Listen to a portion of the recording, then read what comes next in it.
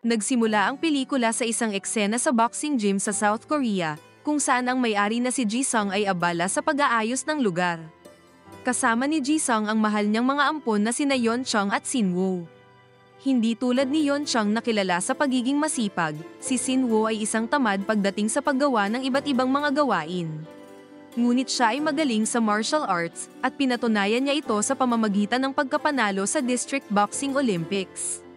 Dahil dito ay nakakuha siya ng scholarship mula sa gobyerno, kaya naman ay nakapasok siya at maging si Yeonchang sa prestihiyosong paaralan sa kanilang lungsod. Sa unang araw ng pasukan, late nang nagising si Sinwoo kaya naman ay kailangan niyang magmadali sa paghahanda. Sa kasamaang palad, pagdating niya sa kanyang bagong paaralan ay late na siya kaya nakatanggap ng parusa. Si Sinwoo kasama ang iba pang late na estudyante ay nag-push up.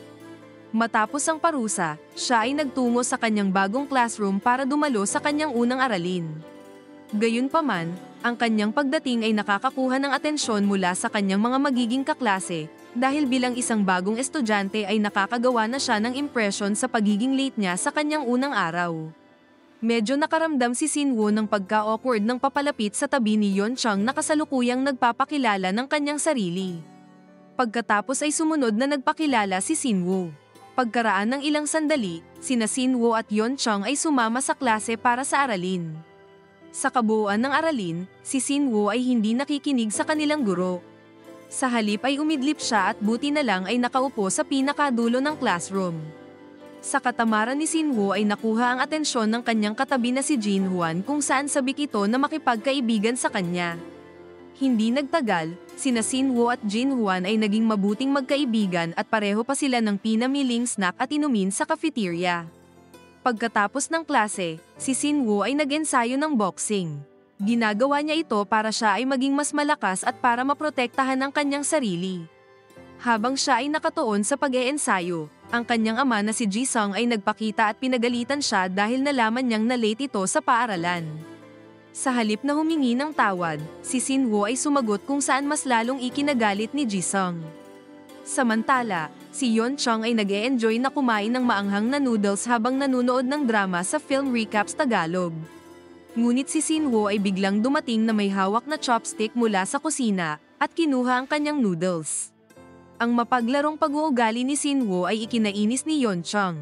Iginiit niya na palitan ang kanyang noodles at bilhan siya ng ice cream. Dahil dito ay napilitan si Sinwoo na kunin ang kanyang sariling ipon para bumili ng pagkain sa tindahan para lamang kay Yeonchang. Pagkagaling niya sa tindahan, napansin niya ang isang nerd na estudyante na binubuli ng gang ng kanilang paaralan. Itinulak ang kawawang estudyante at aksidenteng bumangga kay Sinwoo. Dahil dito ay nahulog ang pinamili niyang noodles at ice cream. Ikinainis niya ang nangyari kaya agad na kinumpronta ang mga bully, at hinihiling niyang bayaran siya para sa natapon na pagkain. Sa halip na humingi ng paumanhin, pinagtawanan lamang siya ng mga bully sa kanyang matapang na paghiling. Hinamak siya ng isa sa mga bully na si Junki sa kanyang hitsura. Kaya naman ay ikinagalit ito ni Sinwoo at nagbitaw ng isang malakas na suntok, at si Junki ay bumulagta mula sa isang suntok lamang. Ang buong eksenang ito ay nakunan ng video ng ilang girls na kaklase ni Sinwoo. Ang nerd na estudyante ay napahanga sa katapangan ni Sinwoo, dahil ito ang unang pagkakataon na may humarap kay Junki na laging nambubuli ng mga mahihinang estudyante. Pagkatapos ay nag-alok ng pera kay Sinwoo ang nabuling estudyante bilang pasasalamat sa pagligtas sa kanya. Nang tatanggapin na ito ni Sinwoo, napansin niya ang mga girls na nagbibideo sa kanya. Dahil ayaw niyang makita ng iba na parang ginagawa lamang niya ito para sa pera ay nagpa siya si Sinwoo na tanggihan ng alok kahit pa kailangan niya ng pera. Pagdating niya sa bahay, ibinigay kay Yeonchang ang noodles at ice cream, ngunit ang mga ito ay durog at wala sa ayos. Nang makita ito ni Yeonchang ay muli siyang nagalit at umalis papunta sa kanyang silid. Sunod na araw, muling na late sa paggising si Sinwoo kaya naman ay muling nauwi sa kanyang parusang push-up. Pagkatapos nito ay naglakad siya sa hallway ng paaralan. Siya ay naguguluhan kung bakit nakatingin sa kanya ang lahat ng mga madaanan niyang kapwa estudyante. Pumasok si Sinwoo sa classroom at nakita ang kanyang kaklase na nakatingin sa kanya na may paghanga. Siya ay naging mausisa at tinanong si Jinhwan kung bakit ang lahat ay nakatingin sa kanya. Nagpaliwanag si Jin Hwan sa pamamagitan ng pagpapakita ng video mula kahapon kung saan pinabagsak ni Sinwoo si Junki. Dahil sa bidyong ito ay napahanga ang lahat ng mga kapwa estudyante sa kanyang katapangan, sa pagharap kay Junki at sa kanyang gang na mga bully. Itinuring pa nga si Sinwoo ng ilang estudyante na isang bayani. Sa parehong sandali, ang pinuno ng gang ni Junki na si Lee ay galit na galit pagkatapos mapanood ang video ni Sinwoo na madaling pinabagsak ang miyembro ng kanyang gang. Si Lee ay mas lalong nagalit nang nalaman niya na ang video ay nag-viral at sinisira ang reputasyon ng kanyang gang. Ngayon, mas maraming estudyante ang nagsisimulang pumalag laban sa gang ni Lee dahil nakikita nila si Sinwoo bilang isang bayani. Sa kabila ng galit ni Lee, nagpas siyang kunin si Sinwoo bilang kanyang bagong kasapi para mapalakas ang kanyang grupo. Umaasang si Sinwoo ang kanyang magiging tagapagpatupad.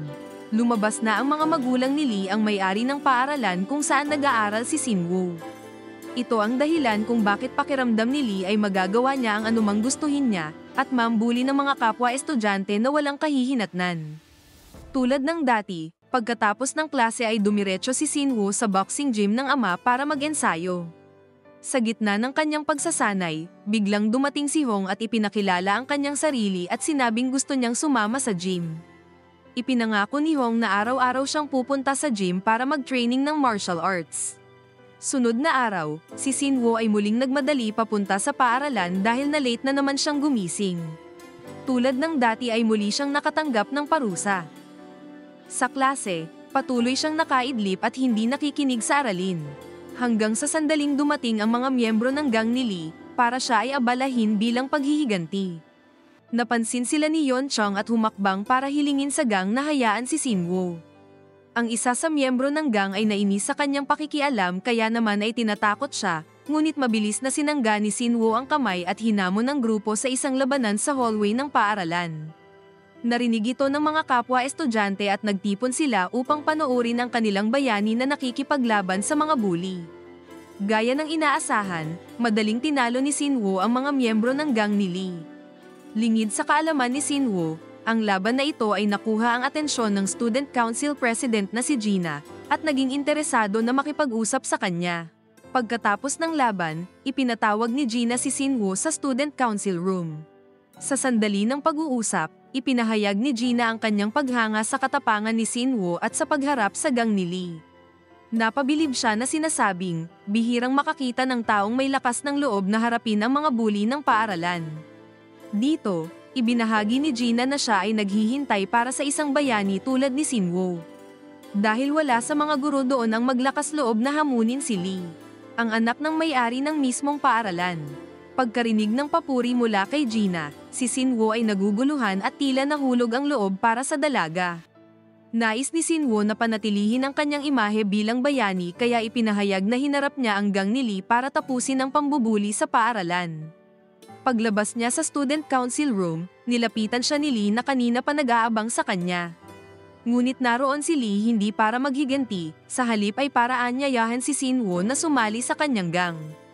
Sinusubukan pa niyang tuksuhin si Sinwoo sa pamamagitan ng pag-aalok ng pera. Gayunpaman, tinanggihan ito ni Sinwoo dahil ayaw niyang sumali sa grupo ng mga bully para lamang sa pera. Pagkatapos ng klase, si Sinwoo ay pumunta sa isang tindahan para bumili ng helmet na pinapangarap ni Yeon Chong. Nang iniabot ito sa kanyang kapatid, ang dalagita ay naantig at nakaramdam ng sobrang saya. Nasasabik din siyang mag-grocery para magluto ng espesyal na pagkain para kay Sinwoo bilang pasasalamat. Sa parehong sandali, si Sinwoo ay pumunta sa supermarket para bumili ng inumin. Sa kasamaang palad, nang siya ay magbabayad sa cashier, napagtanto niya na wala siyang sapat na pera. Sa sandaling ito ay biglang nagpakita si Gina at binayaran ng kanyang inumin. Bilang kapalit, sinabi ni Gina kay Sinwoo na kailangan niyang sumama sa kanya para sa isang date, para mas makilala nila ang isa't isa. Dahil may gusto si Sinwoo kay Gina ay masayang tinanggap nito ang alok. Sa gabi, si Yeon Chong ay abala sa pagluluto ng masarap na pagkain para kay Sinwoo ngunit maghahating gabi na nang dumating si Sinwoo sa bahay. Dahil dito ay nabigo si Yeon Chong at nagsimulang nagalit sa kanya. Sunod na araw ng pasukan, nabalitaan ni Lee mula sa kanyang miyembro na ang kanilang reputasyon ay nasira magmula nang si Sinwoo ay nagpakita. Galit na galit si Lee at itinapon ang kanyang telepono. Samantala, si Sinwoo ay nagselos nang nakita si Gina na kasama si Hong. Naging mausisa si Sinwoo sa kanilang pagiging malapit, kaya naman ay naglakas loob siyang tanungin si Hong tungkol sa relasyon nila ni Gina habang sila ay nagsasanay sa gym. Ipinaliwanag ni Hong na si Gina ay kanyang nakababatang kapatid na babae. Matapos itong marinig ay guminhawa ang pakiramdam ni Sinwoo dahil ngayon ay mayroon siyang pagkakataon na maging kasintahan si Gina. Ilang sandali pa ay lumapit si Jisung kay Sinwoo at Hong. Pinuri niya ang martial arts skill ni Hong at sinasabing mas mahusay pa kay Sinwoo. Ito ay ikinainis ni Sinwoo dahil mas pinupuri ng kanyang ama ang ibang tao. Si Sinwoo ay determinado para sa papuri mula sa kanyang ama kaya naman ay nagpas siyang magsanay ng husto. Sunod na araw ng pasukan, bumalik sa pambubuli ng mga mahihinang estudyante ang gang ni Lee. Sinisikap nilang kunin ang pera ngunit nakita sila ng student council at sinabihan silang tumigil na. Si Gina ay naiinis sa kanilang mga gawain at binalaan si Lee na tumigil na sa pambubuli ng ibang estudyante. Sinasabi niya na kung hindi ay isusumbong niya ito kay Sinwoo. Matapos marinig ang pagbabanta ni Gina, nakaramdam ng galit si Lee at tila gusto niya itong saktan ngunit nakapagtimpi ang binata. Sa halip, inaangkin niya na sa kalaunan ay sasama din si Sinwoo sa kanyang gang.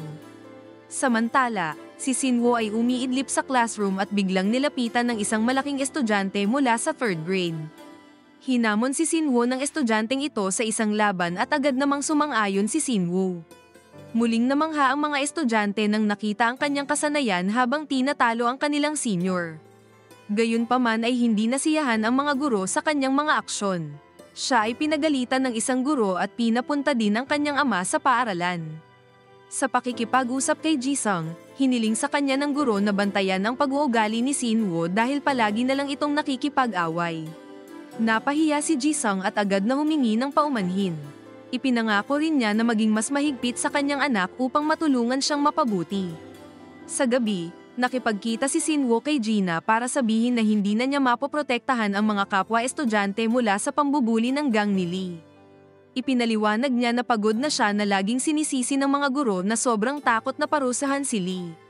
Lumipas ang ilang araw ay mayroong di inaasahang pangyayari kung saan nilapitan ni Sinwoo si Lee. Sinasabi na gusto niyang sumali sa kanyang gang. Si Lee ay naantig na gustong sumali ang estudyante na laging humaharang sa kanyang daan, at ngayon ay gusto nang sumama sa kanyang grupo. Ang iba pang miyembro ay masaya din na tinanggap si Sinwoo, maliban kay Junki na galit pa rin sa kanya. Sa kabila ng kanyang galit ay nagpanggap siyang masaya bilang pagrespeto sa pasya ni Lee. Sa sandaling iyon, ang kagustuhan ni Sinwoo na sumali sa gang ng mga bully ay ikinagulat ng lahat. Ang ilan ay nakaramdam ng pagkadismaya dahil minsan ay tinitingnan siya bilang isang bayani. Ngayon, nagsimula na siyang iwasan ng mga kapwa estudyante. Sa sandali ng break time, niyaya si Sinwoo ng ibang miyembro ng gang para tulungan silang mambuli ng mga mahihinang estudyante para makakuha ng pera. Habang ang gang ay abala sa pangingikil ng mga estudyante, lihim na binidyohan ni Sinwoo ang kanilang mga aksyon. Pagkatapos ng klase, nang hindi nalalaman ni Lee ay tinipon ni Junki ang lahat ng mga miyembro ng gang para maghiganti kay Sinwoo. Plano nila itong atakihin at naisip nilang naroon siya sa boxing gym. Ngunit pagdating nila, hindi nila natagpuan si Sinwoo. Sa halip ay nakita nila doon si Hong. Hindi nila namalayan kung sino si Hong at agad itong inataki. Dahil marami sila ay hindi niya mapigilan hanggang sa siya ay nabugbog. Ilang sandali pa ay dumating si Yeonchang at nakita ang gang na sinisira ang gym ng kanyang ama. Pagkatapos ay inilabas niya ang kanyang telepono para tumawag ng polis, ngunit bago niya makontak ang mga polis ay pinalo siya ni Junki mula sa likuran at nawalan ito ng malay. Nataranta ang ibang miyembro at pinagalitan si Junki sa ginawa nito kay Yeonchang. Dahil hindi nila gustong mahuli ay nagmadali silang umalis sa gym. Pagkatapos ay tinawagan ni Hong si Sinwoo para pumunta sa gym kaagad. Pagdating niya ay nakita niya si Yeonchang na nakahandusay sa sahig at walang malay. Galit na galit ito sa ginawa ni Junki sa kanyang kapatid. Hindi siya nagdalawang isip na sumugod sa hideout ni Lee at handang maghiganti kay Junki. Nang si Sinwoo ay dumating sa hideout, hindi siya nagsayang ng oras. Mabangis na nilabanan ang gang ni Lee at isa-isang tinalo. Hindi nagtagal ay hinarap din niya si Junki at tinalo. Pagkatapos, si Lee ay nagpakita para harapin si Sinwoo. Siya ay galit na galit dahil binugbog lamang ni Sinwoo ang kanyang gang. Sa simula, madaling naiwasan ni Lee ang mga pag-atake ni Sinwoo dahil karamihan sa mga tao ay hindi alam na si Lee ay isa palang MMA fighter na nanalo ng maraming championship kasama ng Olympic title. Sa matinding laban na ito, si Sinwoo ay nagsimulang nahirapan at halos matalo. Ngunit dahil sa kanyang galit ay nakakuha siya ng lakas para magpatuloy. Naglunsad siya ng isang malakas na suntok na nagpabagsak kay Lee.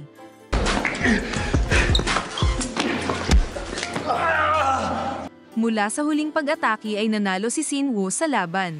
Kalaunan, si Gina ay dumating sa lugar at iniabot sa kanya ni Sinwoo ang isang telepono na puno ng video ng mga miyembro ng gang ni Lee, gumagawa ng iba't ibang krimen. Hiniling ni Sinwoo kay Gina na iulat ang mga aksyon ng gang sa paaralan para tuluyan na nilang tapusin ang pambubuli. Makalipas ang ilang araw, ang paaralan ni Sinwoo ay naging isang mapayapang lugar para sa lahat ng mga estudyante. Salamat sa pagsisikap ni Sinwoo, ang pambubuli at pananakot ng gang ni Lee sa wakas ay huminto na.